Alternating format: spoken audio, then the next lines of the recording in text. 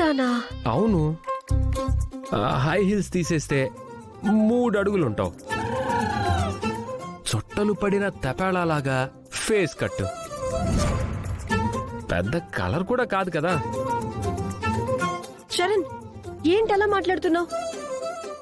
అసలు మాట్లాడేది నువ్వేనా? ఎవరైనా గొంతు మార్చి మాట్లాడుతున్నారా? అన్నయ్య, ఎవరితోనరా ఫోన్లో మాట్లాడుతున్నావు? మన బోనాతో మాట్లాడుతున్నాను రా. చంటి అక్కడ ఉన్నాడా? ఒకసారి చంటికి ఫోన్ ఇవ్వు. హలో బోనా. చంటి, ఇంతకు ముందు ఫోన్ మాట్లాడింది మీ అన్నేనా? ఎందుకు అలా అడిగావు? అబ్బే ఏం లేదు. ఇదిగో మాట్లాడు బోనాతో. బోనా, ఇంకేంటి విశేషాలు? విశేషాలేంటి? నా గురించి నువ్వు అలా మాట్లాడతావని అసలు ఎక్స్పెక్ట్ చేయలేదు తెలుసా. అసలు ఎవరి మీదైనా ఎక్స్పెక్టేషన్స్ పెట్టుకోవడమే తప్పు బోనా. పైగా నా మీద అస్సలు పెట్టుకోకూడదు కదా. ఎందుకంటే నాకు ఆల్రెడీ నిశ్చితార్థం అయిపోయింది. పల్లవి అనే బ్యూటిఫుల్ గర్ల్ నా లైఫ్ లోకి రావడానికి సిద్ధంగా ఉంది. నీకు తెలుసు కదా. ఏంటి?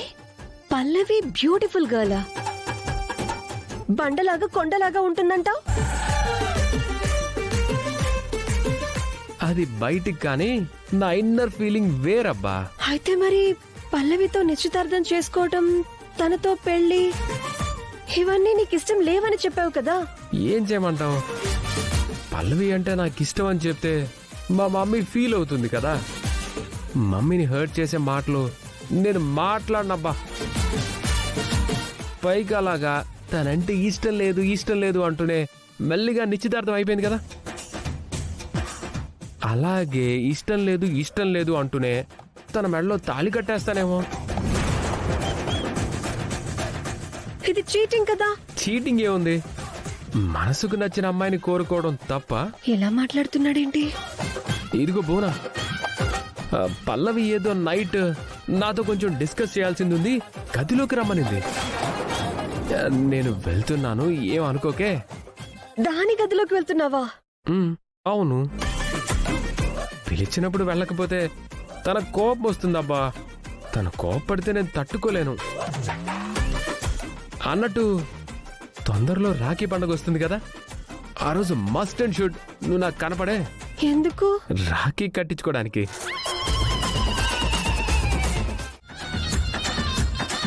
అసలు నేను మాట్లాడలేదు మమ్మీ. అబద్ధాలు చెప్పడం బాగా నేర్చుకున్నావు చరణ్.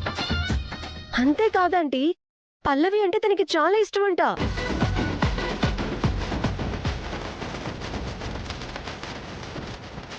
పైకి నేను బాధపడుతున్నానని చెప్పి ఇష్టం లేదన్నట్టు నటిస్తున్నాడంట.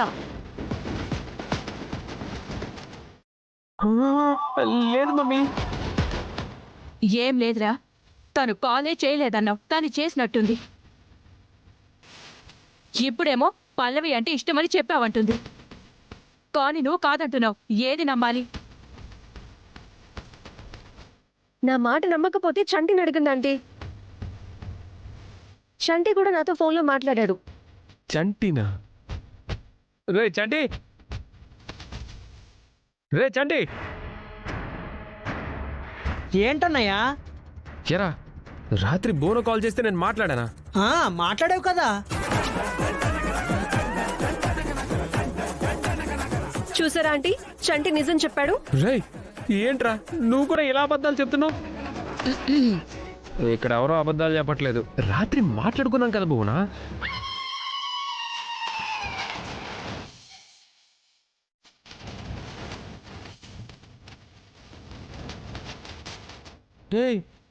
నా వాయిస్ లో మాట్లాడుతున్నావేంటి?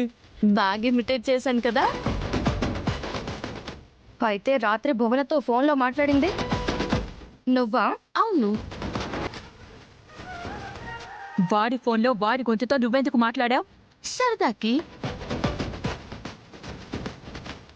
ఎందుకు ఫోన్ చేసిందో అని క్యాజువల్గా లిఫ్ట్ చేశాను. కానీ నిన్ను చూడాలనిపిస్తుంది అని ఏదేదో పిచ్చి పిచ్చిగా మాట్లాడుతుంది.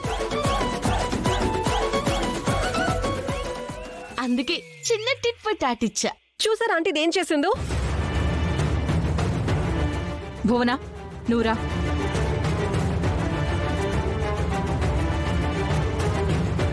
నీకు ఈ టాలెంట్ కూడా ఉందన్నమాట.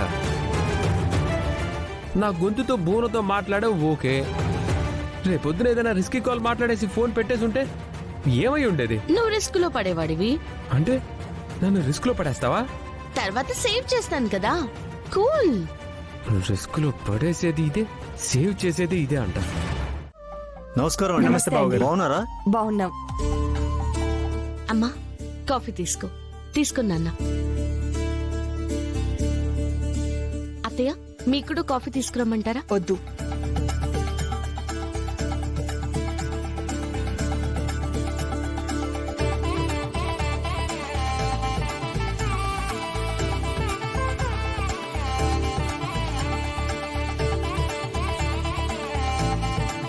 ఏంటి అలా చూస్తున్నారు? ఏంటి ఇప్పుడు వచ్చావా అనా? ఇప్పుడెందుకు వచ్చారా అని. ఏంటి అలా మాట్లాడుతున్నావు?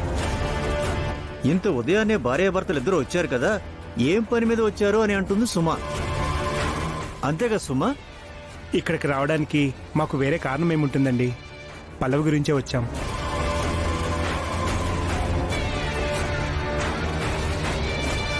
వీళ్ళిద్దరికీ నిశ్చితార్థం అయిపోయింది కదా, పెళ్లి ముహూర్తం ఎప్పుడు పెట్టుకుందామా ఏంటా అని మాట్లాడడానికి వచ్చాం.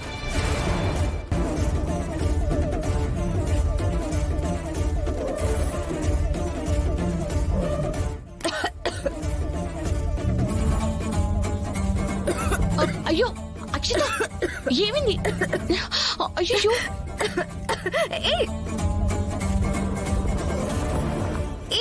ఆగు! ఏం చేస్తున్నావే? పొలం మారినప్పుడు తల మీద ఇలా అనాలి అక్షిత. పొలం మారితే తల మీద తట్టాలి, మాడు పగిలిపోయేలాగా కొట్టకూడదు. ఏమంటారు? ఏంటనేది? ఇప్పటికిప్పుడు పెళ్ళేంటి? ఇప్పటికిప్పుడంటే ఇంకా ఎప్పుడు చేద్దామని? ఎప్పటికైనా చేయాలి కదా. చేద్దాంలేండి, అయినా ఇప్పుడు తొందర ఏమొచ్చింది? పెళ్ళంటే ఆషామాషియా? ఎన్ని పనులుంటాయి?